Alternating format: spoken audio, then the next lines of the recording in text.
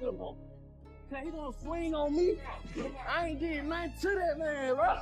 I just had to cool off, right? Just get my mind right, man, you know. But I really gotta get this off my chest, man. The VIP area buzzed with life, but Kirk Frost and young Jock were not their usual lively, over-the-top selves. Clad in sharp outfits and holding court from their private booth like kings overseeing a kingdom, something about them felt off. They were not laughing, mingling, or enjoying their drinks like the other VIP guests. Though they held glasses, neither seemed interested in actually drinking. Their gazes swept the dance floor repeatedly, eyes never settling in one place for long. Jock leaned in and whispered something quietly to Kirk, who gave a small nod in response. His eyes never left the scene, his focus sharp. To everyone else, they seemed calm and composed, almost as if nothing was wrong. But if you looked closely, you could feel the quiet tension building between them. Around them, the club was buzzing with energy. People were dancing, shouting, music blasting, and flashes from phones lighting up the dark room. Yet, Kirk and Jock weren't joining in the fun. They were sitting in their booth, and from there, they had a perfect view of everything happening. In the club, it was clear they were keeping a close eye on things, as if they were waiting for something to happen, or for someone to show up. Then, Lil Scrappy walked in, completely unaware of what was about to unfold. He entered with his usual swagger, his confidence lighting up the entire room. His smile and vibrant energy were enough to instantly draw a crowd. People rushed to greet him, eager for a handshake, a hug, or a photo. Scrappy was in his element, making the scene even more alive with his presence. The room seemed to shift around him, but Kirk and Jock stayed still, watching carefully. They weren't distracted by the excitement in the air.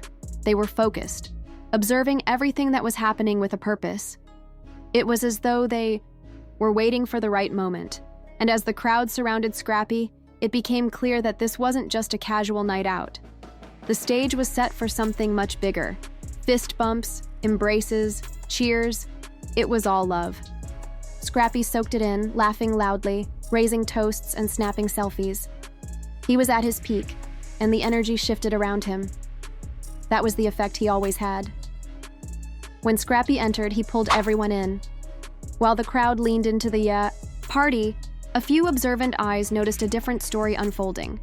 From the darker edge of the VIP section, Kirk and Jock stayed locked in, their eyes fixed on Scrappy's every movement. To most in the club, the night rolled on like any other. Music thumping, drinks flowing. But anyone watching closely could feel the static building in the air. One dancer slowed mid-groove, casting a wary glance toward Scrappy's circle. Security. Quietly shifted position, eyes sharp, stance tighter.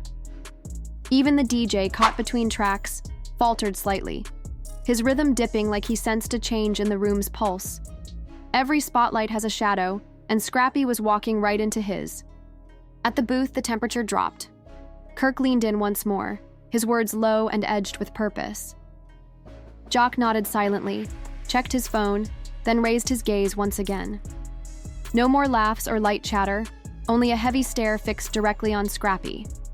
Another small nod from Jock followed, prompting Kirk to look as well, his eyes narrowing with intent.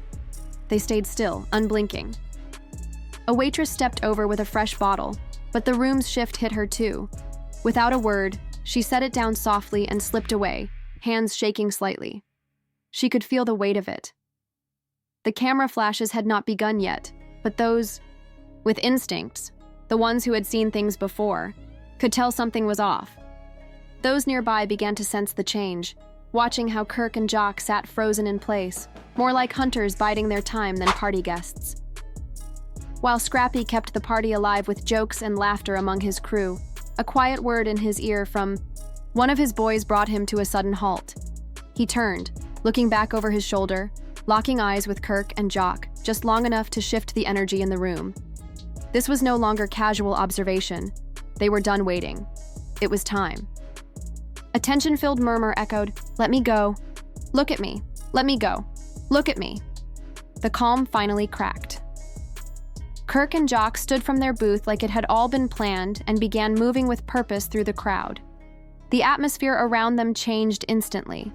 No raised voices yet. But the way they moved, steady, deliberate, made people stop mid-sentence. The crowd instinctively made way, like they sensed something was about to erupt. In the middle of the floor, Scrappy kept the energy high, still surrounded by his people, but his eyes locked in on the approaching figures. He saw it coming. As they drew near, he squared up, arms loose at his sides, trying to keep the moment balanced. "What's up?" he asked, his voice cool but measured. It was not aggressive, just cautious, maybe slightly guarded. But Kirk and Jock approached without the usual warmth, no. Handshake, no friendly nod. They closed in tight, no space left between them, their presence pressing hard. The music still pounded, but now it clashed with the heavy, silent force gathering between them. Then everything flipped. The quiet tension snapped into something sharp and unmistakable. Jock leaned in, voice low, but cutting straight through. "We heard you, Scrap. Been out here talking reckless." His eyes never wavered. Scrappy's expression shifted, brows tight, clearly caught, off guard. "Talking about what?"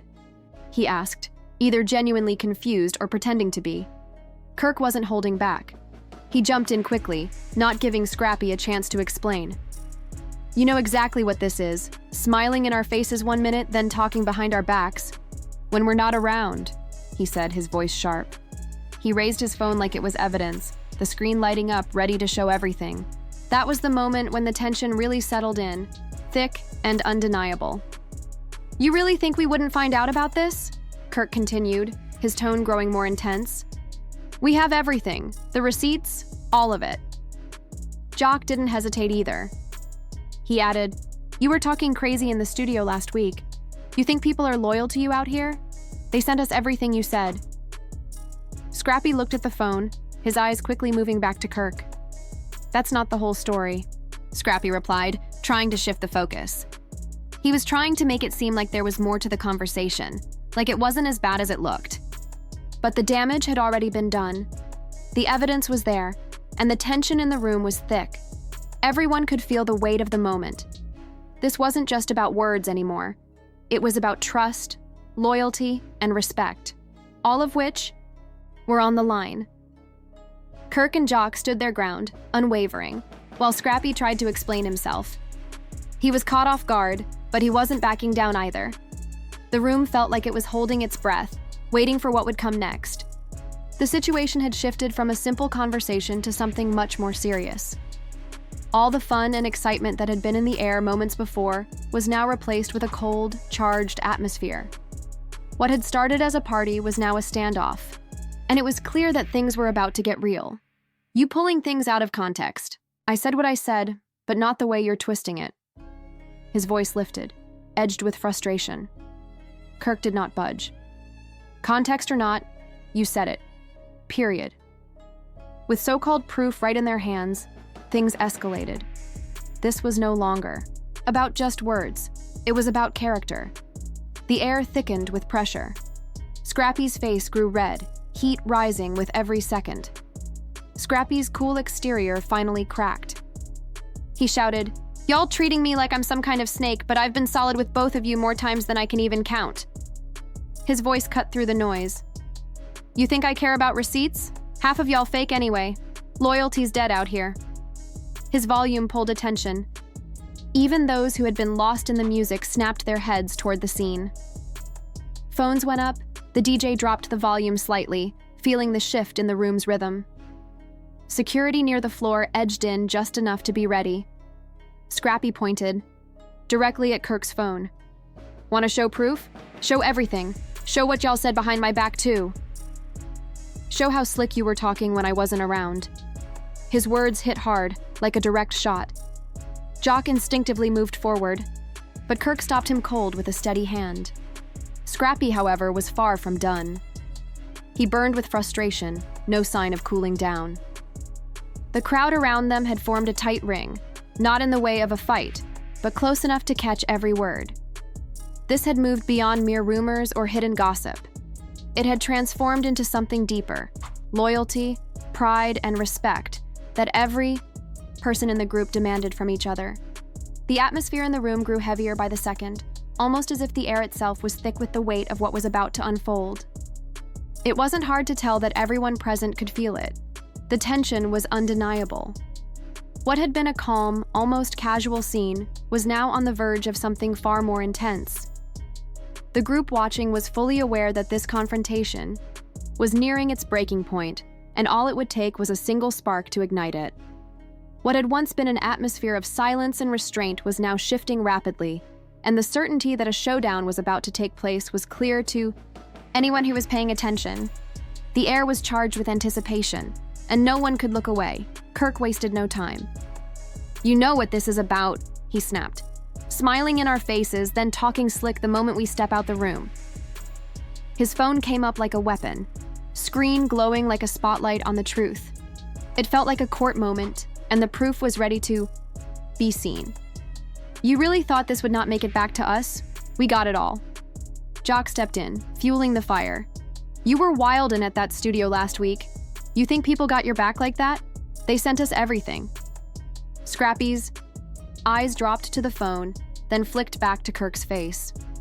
"That's not even the full story," he pushed back. "Y'all love pulling clips out of context." "I said it, yeah, but not the way you're twisting it." His tone lifted, a little sharper now, but Kirk did not flinch. "Context or not, you said it. That's it." With that screen glowing in his hand, everything shifted. This was no longer a disagreement. This was personal. The tension thickened like smoke in the room. Scrappy's face turned red as his emotions broke free.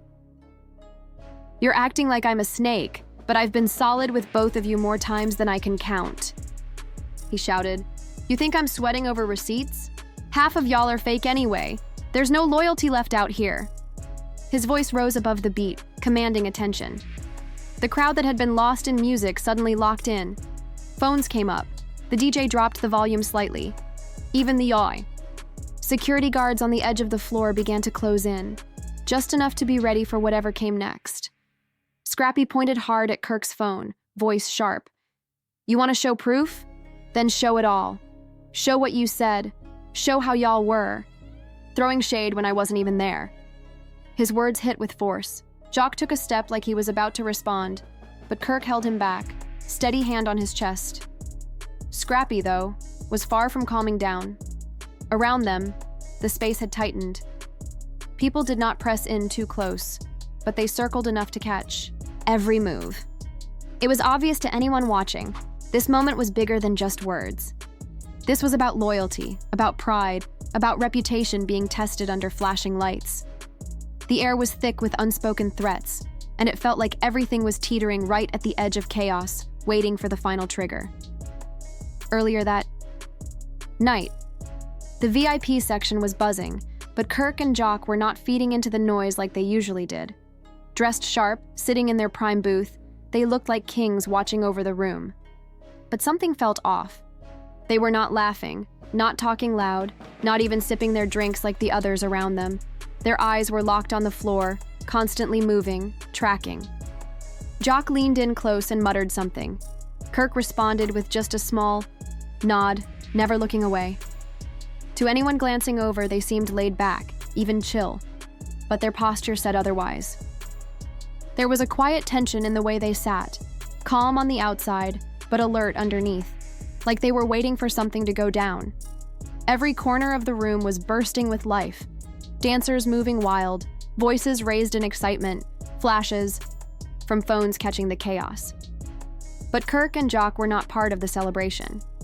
Their booth sat high enough to see everything, and they were locked in, watching with the patience of men on a mission. It did not look like fun to them.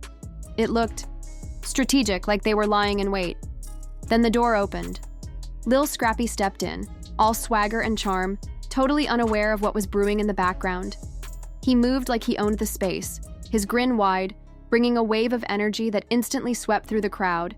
He gave out daps, hugged familiar faces, and dove right into the vibe. His laugh was loud, his smile infectious, and every camera turned to him.